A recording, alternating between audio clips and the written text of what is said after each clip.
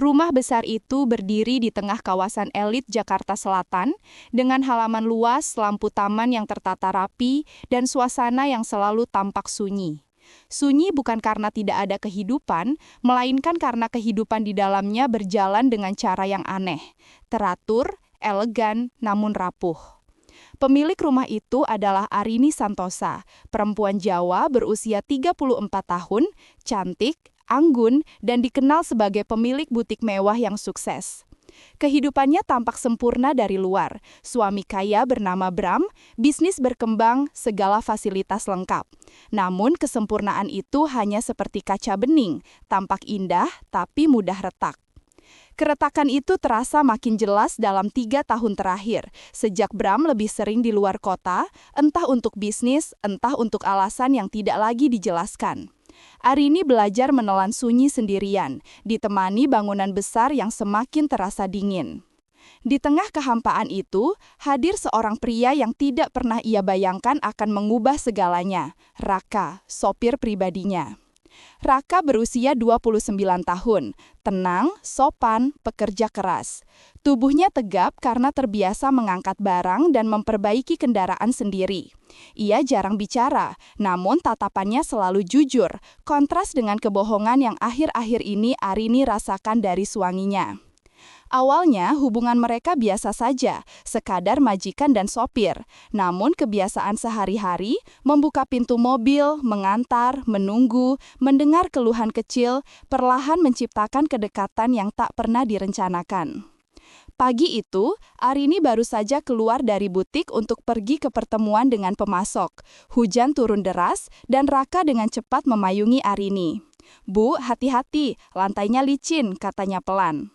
Arini mengangguk. Sudah ratusan kali ia diantar hujan-hujanan seperti ini, tapi entah mengapa, pagi itu terasa berbeda. Entah karena sorot mata Raka yang tampak khawatir, atau karena untuk pertama kalinya dalam beberapa bulan terakhir, ada seseorang yang memperhatikannya. Saat masuk mobil, Arini menatap kaca jendela yang dipenuhi titik air. "Raka, kamu sudah berapa lama kerja di sini?" "3 tahun, Bu." "Cepat juga waktu berjalan ya." Raka tersenyum tipis melalui kaca spion. "Iya, Bu, tapi banyak yang berubah." Arini menatap pantulan dirinya di kaca. Ya, banyak yang berubah, termasuk dirinya yang tampak makin kesepian. Kedekatan itu tumbuh secara perlahan dan diam-diam. Raka mulai mengerti jadwal dan kebutuhan Arini tanpa diminta. Ia tahu kapan Arini butuh diam, kapan Arini sedang frustrasi, kapan Arini hanya perlu seseorang untuk mendengarkan. "Bu, minum dulu. Tadi ibu belum sempat sarapan ya?" Raka menyodorkan teh hangat. Arini tertegun. Bram tak pernah lagi memperhatikannya seperti itu. "Terima kasih Raka, kamu selalu perhatian," katanya lirih. Seharusnya kalimat itu berhenti di situ. Namun, di dalam mobil yang sunyi, dengan jarak hanya beberapa puluh sentimeter, perhatian kecil dapat berubah menjadi sesuatu yang lebih tajam dari sekedar kebaikan. Apalagi ketika perhatian itu datang tepat saat Arini merasa tidak dianggap oleh suaminya. Suatu malam, Bram menelpon Arini. "Sayang, maaf, aku harus lanjut meeting. Aku nginap di hotel malam ini." Arini hanya bergumam pelan. Sudah terlalu sering, sudah terlalu basi. Ia turun ke halaman rumah. Angin malam menerpa kulitnya yang dingin. Lampu taman temaram, menciptakan suasana yang sendu. Di garasi, Raka sedang memeriksa mesin mobil. "Raka?" Raka menoleh. "Ibu belum tidur?" Arini hanya menggeleng. Ada sesuatu pada wajahnya. Lelah, kosong, sepi. "Kamu sibuk?" tanya Arini. "Enggak, Bu. Ada yang bisa saya bantu?" Pertanyaan itu sangat biasa, tapi bagi Arini, itu seperti seseorang yang membuka pintu ketika ia hampir pingsan kelelahan. Ia melangkah mendekat. "Raka, kamu pernah merasa sendirian?" Raka terdiam sesaat. "Sering, Bu." Arini menatap mata pria itu, dan untuk pertama kalinya, ia merasa dilihat. Dilihat sebagai manusia, bukan sebagai istri yang ditinggalkan. Dan di saat itulah, batas-batas yang selama ini ia pegang mulai retak. Sebaris kata yang tak seharusnya keluar meluncur begitu saja. "Aku letih sekali." Raka menutup kap mesin. Ibu, kalau capek istirahat dulu di dalam. Ibu nggak perlu sendiri. Hati Arini bergetar. Itu kalimat sederhana, namun sudah bertahun-tahun ia tidak mendengar seseorang berkata begitu. Malam itu tidak terjadi apa-apa yang melampaui batas. Tidak ada sentuhan, tidak ada tindakan yang tak pantas. Namun yang terjadi justru lebih berbahaya. Perasaan mulai tumbuh, perasaan yang seharusnya tidak ada. Sejak malam itu, Arini dan Raka seperti terikat oleh rahasia yang tidak pernah mereka katakan. Cara mereka bicara berubah, lebih lembut, lebih hati-hati, lebih personal. Saat di mobil, Arini mulai bercerita tentang masa lalunya, tentang mimpinya dulu. Tentang kekecewaannya pada suaminya. Raka, kamu pernah pacaran? Raka tersenyum kecil. Pernah, Bu. Tapi putus. Katanya saya terlalu sibuk kerja. Arini tertawa getir. Ironis ya, aku malah kesepian karena suamiku terlalu sibuk kerja. Bu, ibu pantas dapat perhatian, ucap Raka tanpa sadar. Arini menoleh. Ada kejujuran di mata pria itu. Kejujuran yang membuatnya merasa hidup kembali. Sejak itu, hubungan mereka berubah. Pelan, terlalu pelan untuk dihentikan. Api terlalu kuat untuk diabaikan. Pada suatu pagi, Bram akhirnya pulang setelah 3 hari hilang entah kemana. Ia melihat cara Arini dan Raka bicara. Terlalu nyaman, terlalu akrab. Raka, suara Bram terdengar tajam. Mobil saya sudah siap? Sudah, Pak. Bagus, kamu sekarang banyak senyum ya. Ada yang membuat kamu bahagia? Arini menegakkan badan, tatapannya berubah. Dalam detik itu, Raka tahu, ia bukan lagi sekedar sopir di mata Bram. Ia adalah ancaman. Beberapa hari setelah kejadian itu, suasana di rumah berubah.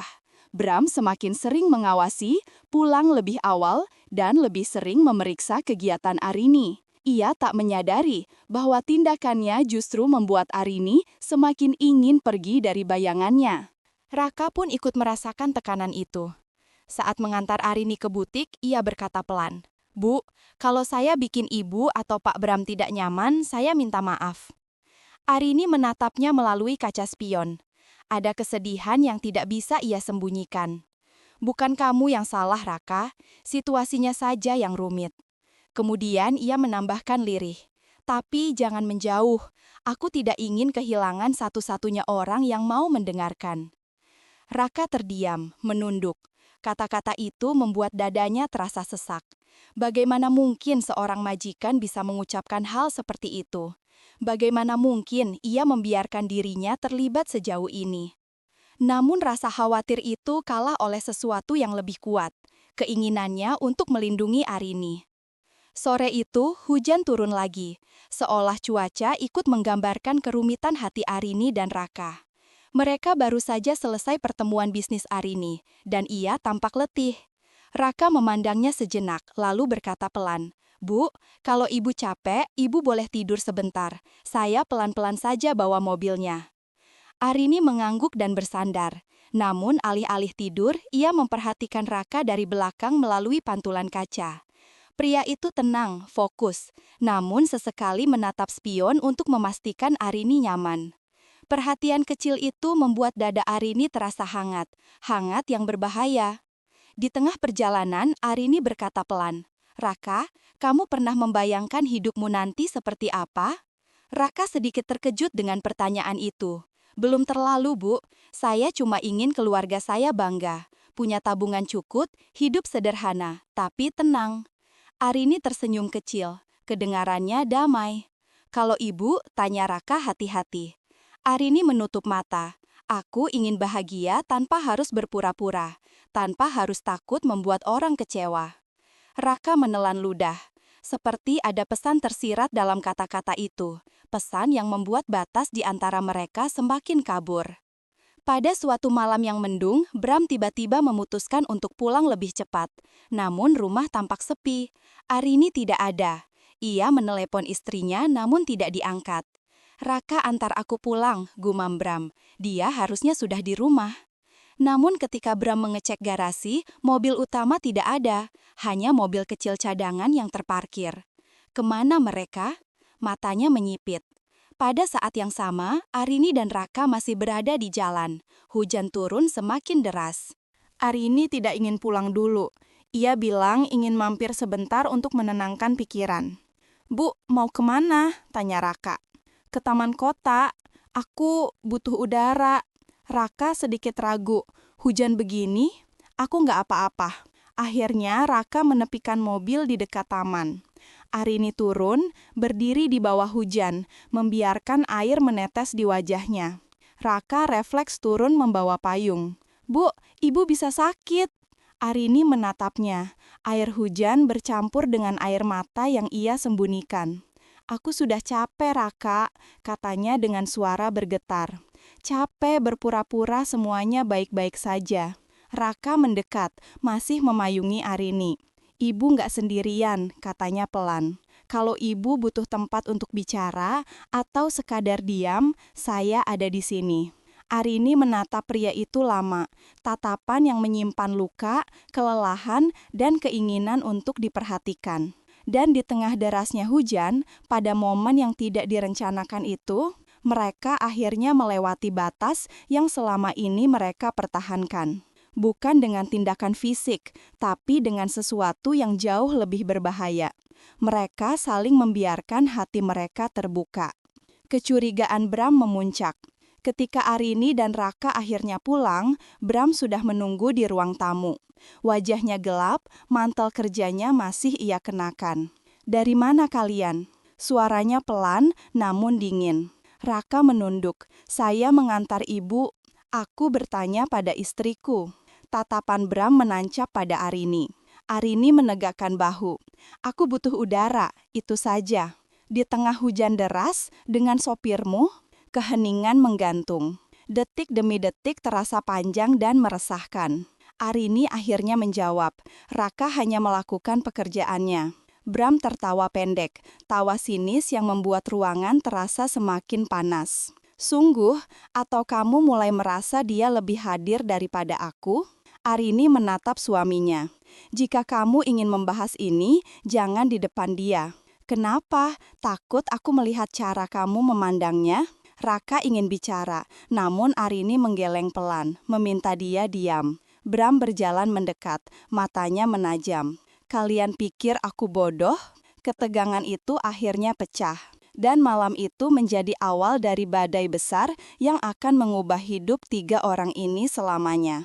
Malam itu, malam saat Bram menatap keduanya dengan kecurigaan yang semakin menusuk, menjadi titik balik yang tidak bisa dihapuskan. Rumah besar itu, yang biasanya sunyi, kini dipenuhi ketegangan yang begitu pekat, seakan udara saja enggan bergerak. Arini terdiam menatap suaminya. Wajahnya pucat, bukan karena takut, tetapi karena ia tahu, apapun yang akan ia katakan, kecurigaan Bram tidak akan mereda. Raka berdiri di belakang. Tubuh tegapnya tampak lebih kaku dari biasanya. Ia tahu, batas antara majikan dan sopir sudah semakin tipis. Dan sekarang, ia terjebak di tengah badai rumah tangga yang bukan miliknya. Konfrontasi yang tak terhindarkan. Bram menarik nafas panjang, tapi nada suaranya tetap rendah dan tajam. "Arini, aku sudah lihat cara kamu bicara sama dia. Aku sudah lihat caramu memandangnya." Arini mengepal tangan, mencoba menahan diri agar tidak terpancing. "Bram, kamu tidak tahu apa-apa." "Oh," Bram mendekat. "Jadi jelaskan, kenapa kamu pergi keluar dengannya malam-malam, di tengah hujan, tanpa kabar?" Arini menunduk sejenak. "Aku butuh waktu sendirian."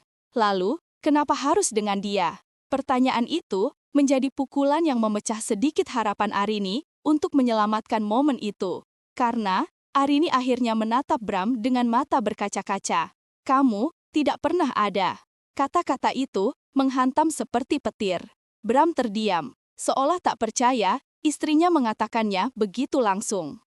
Kemarahan Bram meledak. "Raka," Bram memanggilnya dengan suara dingin. "Keluar." Raka menelan ludah, menunduk hormat, lalu melangkah menuju pintu.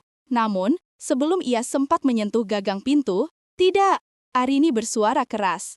Raka berhenti. Bram menoleh cepat. Matanya melebar. Arini jarang sekali menaikkan suara, dan itu membuat seluruh ruangan membeku. "He's not the problem, Bram," kata Arini tegas. "Kamu yang menghilang berbulan-bulan. Kamu yang membangun jarak. Kamu yang membuat aku merasa sendirian di rumah ini." Bram mengepalkan rahangnya. "Aku bekerja untuk kita. Dan aku sendirian untuk kita," balas Arini. Suasana meledak, bukan dengan teriakan, tapi dengan kebenaran yang selama ini tertahan. Raka hanya berdiri mematung, tak ingin menjadi penyulut yang membuat semuanya hancur sekaligus. Bram mendekati Raka dengan langkah besar. "Kamu," ia menunjuk dada Raka. "Aku mempercayaimu. Aku memberi kamu pekerjaan, rumah, gaji yang layak. Dan ini balasannya?" Raka mengangkat tangan sedikit, menunjukkan ia tidak ingin memicu konflik. "Pak, saya tidak bermaksud." "Diam," bentak Bram. Arini spontan berdiri di antara mereka. "Bram, jangan salahkan dia." Raka terpaku. Arini tidak sadar bahwa ucapannya yang dimaksud untuk melindungi justru membuat kecurigaan Bram semakin menguat. "Lihat itu," Bram tersenyum miris. "Kamu membelanya." Arini terdiam. Ia tahu tidak ada jawaban yang aman untuk situasi ini. Bram akhirnya mengambil keputusan yang membuat Raka terpukul lebih dari pukulan fisik manapun.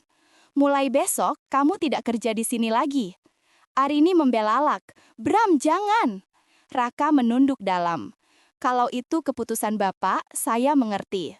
"Tidak," Arini menggenggam lengan Bram. "Kamu tidak bisa pecat orang tanpa alasan."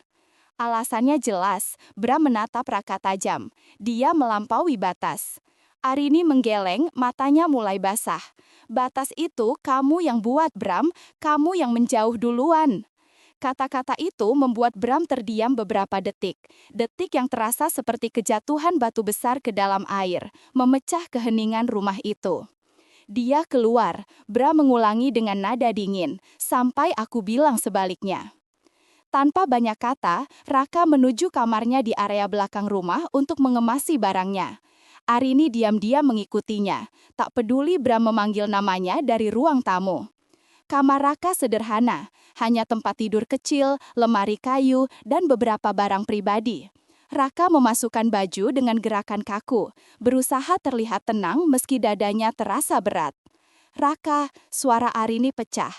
Raka berhenti, membalikkan badan. "Ibu, jangan seperti ini." "Ini salah aku," kata Arini sambil menahan tangis. "Seharusnya aku tidak membiarkan kamu terlibat." Raka menggeleng lembut. "Bukan salah siapa-siapa. Saya cuma sopir, Bu. Posisi saya selalu paling mudah digeser." Arini menutup mulutnya dengan tangan. Ia membenci kenyataan itu. Pengakuan yang tak pernah mereka bayangkan. Raka melanjutkan dengan suara pelan, jujur, dan penuh tekanan yang tertahan. "Tapi kalau saya harus jujur..." Ia menatap Arini dengan mata yang tak bisa lagi menyembunyikan perasaan. "Saya tidak menyesal mengenal ibu. Saya tidak menyesal mendengarkan ibu. Saya tidak menyesal peduli." Arini terperanjat. Kata peduli itu terdengar lebih dalam dari yang seharusnya. "Meskipun akhirnya begini," lanjut Raka, "saya cuma berharap ibu bahagia." Arini tidak sanggup membalas, karena ada bagian dalam dirinya yang ingin berkata hal yang sama, atau lebih.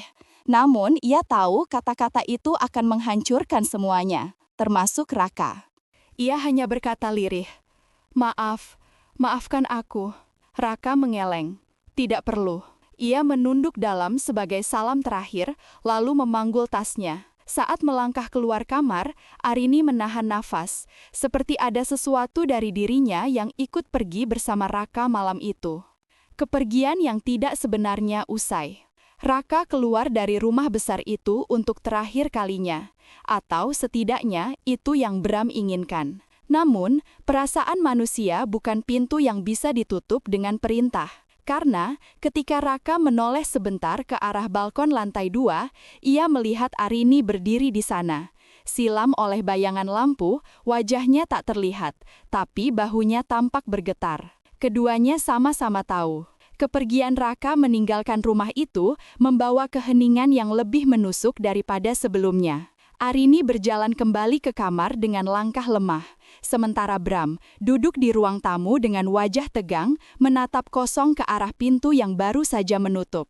Dalam rumah sebesar itu, suara paling kecil sekalipun terasa seperti gema. Namun malam itu, yang terdengar hanya dua hal. Kamar Arini selalu rapi, semua serba teratur, pastel lembut, wangi bunga. Namun malam itu, ia duduk di tepi ranjang tanpa bisa memikirkan apa-apa. Kata-kata Raka mengulang di kepalanya. Saya cuma berharap ibu bahagia. Air mata Arini mengalir tanpa suara. Selama ini ia percaya kesepian adalah hal yang bisa ia terima. Ternyata tidak. Selama ini ia percaya tidak ada yang bisa mengisi kekosongan itu. Ternyata ia salah. Rasa bersalah menyergap, namun bersamaan dengan itu, muncul rasa kehilangan yang jauh lebih besar. Bram masuk kamar tanpa mengetuk. Arini menghapus air mata cepat-cepat. Apa? Kita perlu bicara. Aku sudah bicara cukup untuk hari ini. Tidak, Bram mendekat. Kita harus menyelesaikan ini. Arini menatap suaminya dengan mata merah. Selesaikan apa? Kamu bahkan tidak tahu apa yang kamu bicarakan. Bram terdiam beberapa detik, lalu meletakkan ponsel di meja. Aku sudah cek rekaman CCTV halaman. Semalam, kamu pergi dengan Raka tanpa bilang apapun. Arini menegahkan punggung. Kamu memata-matai aku berusaha melindungi pernikahan ini. Arini tertawa getir. Lucu sekali, kamu baru peduli setelah melihat aku bicara dengan orang lain.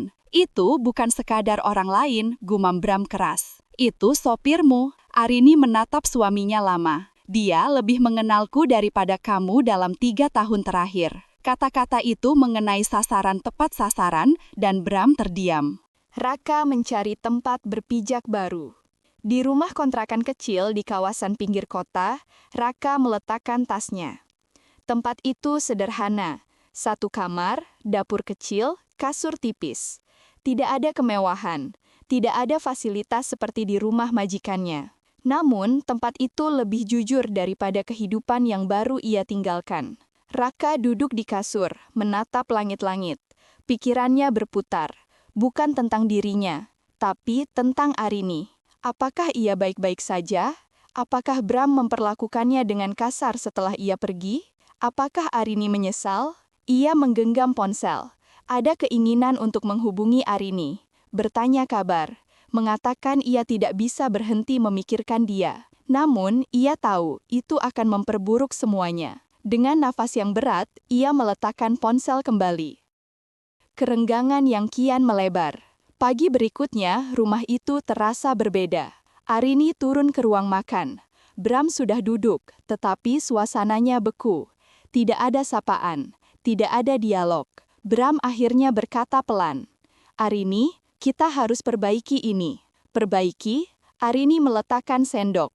Bagaimana caranya memperbaiki sesuatu yang sudah lama rusak? Aku tidak mau kehilangan kamu. Arini menutup mata. Kamu sudah lama tidak memiliki aku, Bram. Bram menghela napas panjang. Aku tahu aku salah. Aku terlalu fokus kerja. Aku mengabaikan kamu. Tapi kita bisa mulai dari awal. Arini menggeleng pelan. Masalahnya, kamu baru sadar setelah aku dekat dengan orang lain. Bram terdiam. Ia tahu itu benar, meski menyakitkan untuk mengakuinya. Gosip mulai beredar. Sementara itu, di lingkungan sekitar, para pembantu rumah tetangga sudah mulai membicarakan sesuatu yang tidak Arini bayangkan. Aku dengar sopirnya Bu Arini keluar mendadak, kata seorang asisten rumah tangga pada temannya. Katanya sih gara-gara Pak Bram marah besar. Ah, masa iya sampai segitunya? Ada apa emangnya? Entahlah, tapi kayaknya ada yang disembunyikan. Gosip adalah hal yang bergerak cepat, lebih cepat dari mobil manapun. Dalam beberapa hari, rumor itu melebar kemana-mana. Tentang Arini, tentang Raka, tentang rumah tangga yang tampak sempurna itu. Arini kehilangan kendali kedua kalinya. Siang itu, Arini akhirnya memutuskan mencari Raka. Pikirannya kalut, dadanya sesak, dan ia merasa tidak bisa hidup seperti ini, dengan ketidakjelasan yang terus menghantui.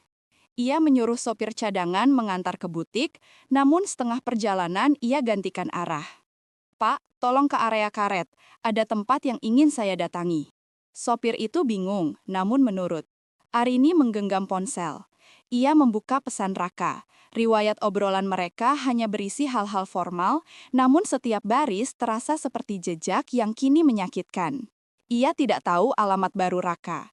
Ia hanya tahu salah satu bengkel yang biasa Raka datangi untuk servis. Setibanya di sana, seorang mekanik menyambut. "Bu Arini? Loh, Raka sudah nggak kerja sama ibu ya?" Arini tercengang. Bagaimana cepatnya kabar itu menyebar? "Mas tahu dia pindah kemana?" tanya Arini. Mekanik itu ragu sebentar. "Dia cuma bilang mau kos di daerah pinggir kota, Bu, tapi saya tidak tahu persisnya." Arini menunduk. Harapannya runtuh sedikit. Namun mekanik itu menambahkan pelan. "Tapi Bu, kalau boleh jujur, Raka kelihatan sangat sedih." Arini mengerjap. Ada sesuatu di dalam dadanya yang berdenyut sakit. "Terima kasih," katanya sambil menahan suara. Bram melihat Arini pergi. Di rumah, Bram menerima laporan dari petugas keamanan kompleks bahwa mobil Arini meninggalkan area tanpa sopir utama. Bram memijat pelipis. Kemana dia sekarang? Sudah sekian lama ia tidak merasa kehilangan kendali atas istrinya. Namun kali ini, ia tidak lagi hanya khawatir tentang rumah tangga.